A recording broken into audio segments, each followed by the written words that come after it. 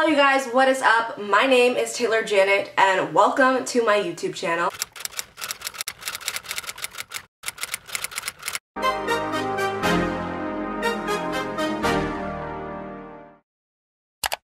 If you are already subscribed to my channel, welcome back. I've missed you. Go ahead, hit that subscribe button, join the family, and make sure to click the notification bell so that you don't miss out on any of my uploads. I am super duper grateful to attend the #1 HBCU in the nation, the illustrious Spelman College. I am absolutely in love with my institution, and getting to where I am today has been a journey to say the least.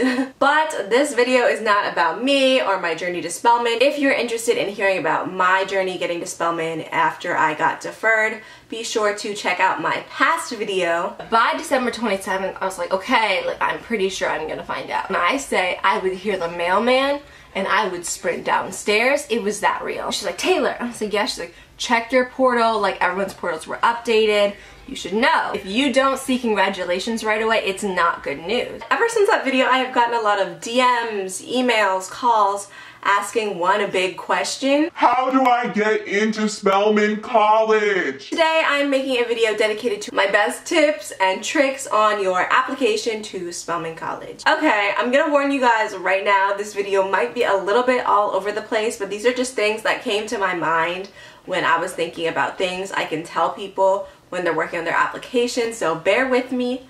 Let's get into it. Tip number 1 is to do your research. To be honest, this is something that you should do with absolutely each and every one of your schools. I definitely cannot cover every single detail about Spelman in this video, so it's really important that you really take time to go through Spelman's website, look at the mission, see what they value, and see if those values align with yours, because you want to make sure that Spelman is the right school for you. The second thing I want to say is that Spelman's application process is a holistic one. A lot of really big schools are going to mainly focus on your GPA and your test scores, and Spelman's going to look at you as a person. So they're going to look at your GPA, your test scores, your extracurriculars, all this stuff combined. They want to look at your letters of recommendation, your essay. They're going to look at everything. Watch your social media presence. If your Instagram, your Twitter, all of that, if it's public, mind what you post, you know? A really big thing, not only at Spelman, just in colleges in general and in the professional realm,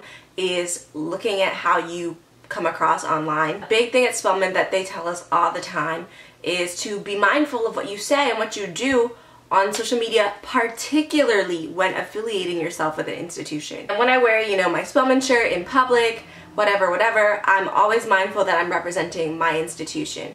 And even if you're not accepted to Spelman yet, you should already have that mentality going for you. Next thing I want to talk about are your letters of recommendation. The minimum is 2, and I think you can have up to 4. You need to actually be close with the teachers that you're asking. Don't ask a teacher that doesn't even know your last name, because what are they going to write in those letters? And those letters speak volumes to admissions counselors, because they're kind of validating who you are as a person, and they're telling them why they should let you into their school. So my advice for you guys is to get a letter from a teacher in a class where you're just doing super well in, where you're getting all A's and you're just really like participating all the time and you really know that material.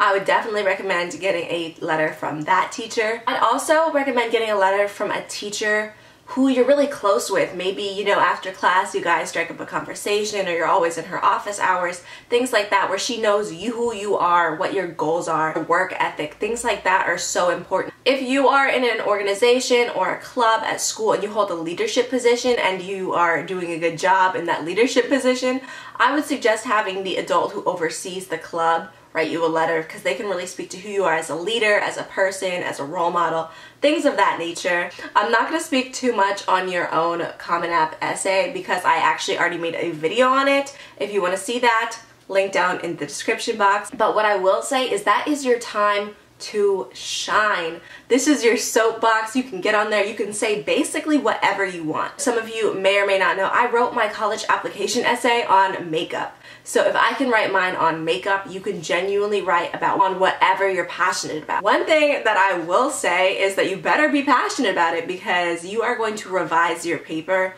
maybe 80,000 times. I've drafted and drafted and drafted and drafted and drafted, and I changed so many things. I started writing my essay the summer before my senior year of high school, and I probably kept drafting it until maybe October. Up next is test scores. If you have the time, I'd suggest taking both and then seeing which one you're the best at and then work from there. Whew, this is a big one. Take rigorous classes all 4 years. Do not take easy classes your senior year because senioritis is real and you want to slack off. No.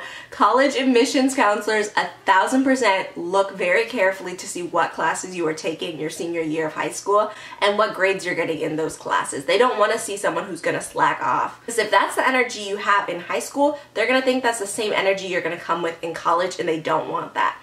Take hard classes, take AP classes, challenge yourself, push yourself, get good grades the whole time. Do not slack off. College admissions counselors look and see your grades even after you send in your application. They specifically asked to see my grade update after my first semester of my senior year. So definitely stay on your game. I was in a position where my grades were good, so I wasn't concerned, but if you have senioritis, it might have not been a great situation. Next topic is extracurriculars. Like I said, it's a holistic application process, but I do want to stress on extracurriculars. It is quality over quantity.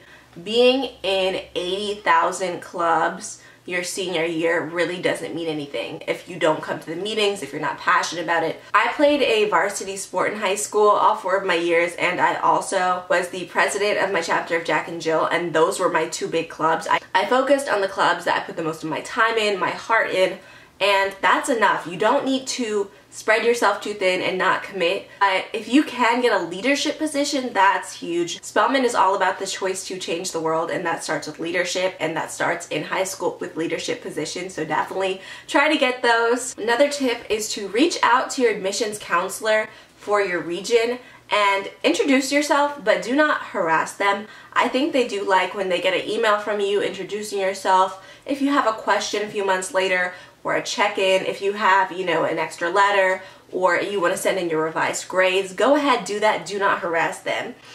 You don't want them to be annoyed with you and you're sending them like an email every day like, hey, good morning. Like, no, don't do that. Community service at Spelman is huge. They definitely are interested in hearing about how you take your free time and you serve the community. So definitely find ways to give back to your community, not just for college admissions, but just because you're passionate about it. It's rewarding, and I think it's really important to do. And this last one I feel like goes without saying, but I do feel like I need to say it anyways. But being a legacy to Spelman does not mean you are a shoo-in. There are a lot of people, you know, whose moms went to Spelman, whose grandmas went to Spelman. They have 5, 6, 7 generations of Spelmanites, and I understand.